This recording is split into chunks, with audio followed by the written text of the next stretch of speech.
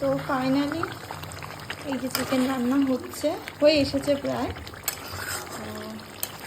খুবই সুন্দর গন্ধ বেরিয়েছে, নিজে রান্না করছি বলে নয়, সত্যি খুব সুন্দর গন্ধ বেরিয়েছে। আমি কিন্তু এক ফোঁটাও হলুদ ইউজ করিনি চিকেনে। যখন ম্যারিনেট করে রেখেছিলাম তখন সামান্য একটু কাশ্মীরি লঙ্কার গুঁড়ো দিয়েছিলাম। আমার মা এইভাবে করে, প্রসেসিং বলে দিয়েছিল। তো আর এইভাবে চিকেন রান্নাটা করলে আমার বর খুব পছন্দ করে, ও খুব ভালো খায় এই চিকেনটা। তো আমি এখন একটু একটা কষা মাংস তুলবো, মানে এটা আমার একটা হ্যাবিট। এই যে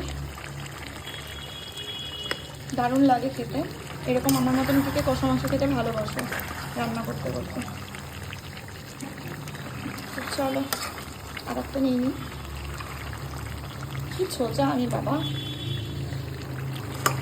এখনো আলু দেওয়া বাকি আছে, আলুটা। চলো তো টাটা।